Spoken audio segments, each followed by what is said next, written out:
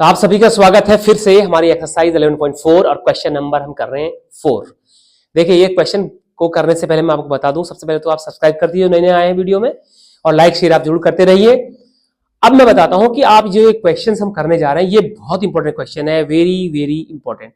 देखिए जो इंपॉर्टेंट जो क्वेश्चन एग्जाम की नजर से इंपॉर्टेंट है मैं हमेशा उसको बताता हूं, लेकिन ये क्वेश्चन वेरी वेरी इंपॉर्टेंट है एग्जाम की दृष्टि से। ठीक है, तो इसको सॉल्व करने से पहले हम लोग इसको पढ़ लेते हैं कि हमसे क्या चाह रहा है। ठीक है ना, ध्यान से देखिए। The diameter of the moon, देखिए आप, the diameter of the moon is approximately 1/4 of the diameter of the earth. What fractions of the volume of the earth is the volume of the moon.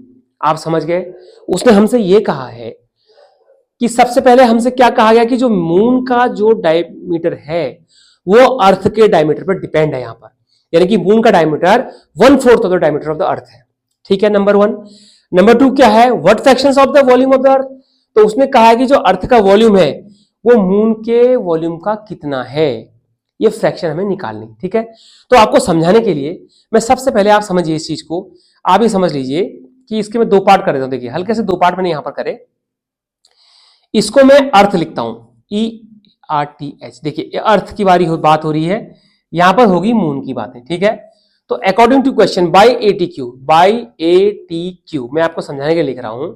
तो उसने क्या कहा है, सबसे पहले the diameter of the moon is approximately 1/4 of the diameter of the earth. तो सबसे पहले आपने अर्थ की उसमें जा रहे हैं, लेट द डायमीटर। ठीक है, let the diameter of earth equal to, देखिए डायमीटर ऑफ अर्थ आपने माना D, डायमीटर ऑफ अर्थ आपने कितना माना D, किसका, अर्थ का। तो मून का कितना है, 1/4 of the diameter of the earth. तो देयरफॉर आप डायमीटर ऑफ मून, देखिए ध्यान से देखिए आप, diameter of moon equal to 1/4 of the diameter of earth equal to D/4। ये किसका डायमीटर हो गया, मून का। अब इनके वॉल्यूम का फ्रैक्शन निकालना है, तो वॉल्यूम के लिए हमें किसकी जरूरत है, रेडियस की।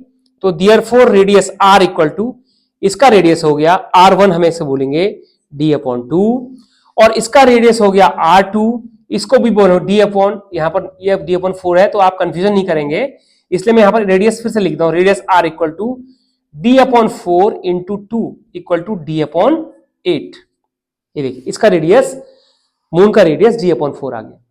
तो हमने अर्थ का रेडियस अब पता चल गया, मून का रेडियस पता। ठीक है, अब देयरफॉर आप वॉल्यूम ऑफ अर्थ निकाल लीजिए, वॉल्यूम इक्वल टू, तो स्फीयर की वॉल्यूम क्या होती है, 4/3 पाई R3। तो इसका R कितना है, D/2 का होल क्यूब।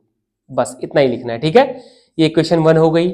अब यहां पर आप वॉल्यूम ऑफ मून निकाल लीजिए, वॉल्यूम इक्वल टू क्या हुआ, 4/3 पाई इंटू 8 D/8 का क्यूब। ठीक है, ये दोनों आपने वॉल्यूम निकाली दोनों की, ये क्वेश्चन 2 हो गई। ये अर्थ की वॉल्यूम है, मून की volume.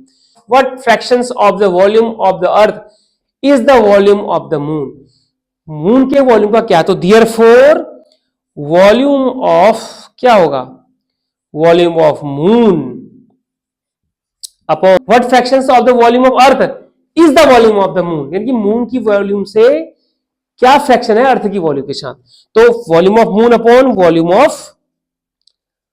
Volume of earth equal to, तो इसकी फ्रैक्शन आप रख दीजिए 4/3 पाई इंटू D/8 का क्यूब अपॉन अर्थ की कितनी है, 4/3 पाई इंटू D/2 का क्यूब। ठीक है, ये दोनों आपस में कट गए, 4/3 और 4/3 पाई और पाई, हमारे पास इतना बचा, दोनों क्यूब में है। आप चाहो तो क्यूब रूट को काट भी सकते हो, जो आपने पहले एक्सपोनेंट के यूज में हमने पढ़ा कि दोनों की पावर अलग है तो पावर ही हम जो है एक पावर के अंदर उसको ले सकते हैं, ये समझिए आप। लेकिन आप लिखना भी चाह रहे हैं तो पहले आप फ्रैक्शन में लिखिए, क्या हो जाएगा, 8/D/8 का क्यूब मल्टीप्लाइड बाई 2/D का क्यूब। देखिए ये हो गया इक्वल टू, तो क्या हो गया भाई यहां पर, D/8 into D/8 into D/8 into 2/D into 2/D into 2/D। 3 बार वो 3 बार वो, ठीक है। देख ध्यान से देखिए, तो ये क्या होगा 1 2 3 डी से नीचे 1 2 3 डी कट गए, ठीक है। 2 1 जा 2, 2 4 जा 8, 2 1 जा 2, 2 4 जा 8, 2 1 जा 2, 2 4 जा 8, तो इक्वल टू कितना बचा आपके पास 1 1 जा 1 अपॉन 4 4 जा 16, 4 जा 64। आप समझ गए। तो what fraction, volume of moon क्या हुआ, तो वॉल्यूम ऑफ मून कितना आ गया, तो देयरफॉर वॉल्यूम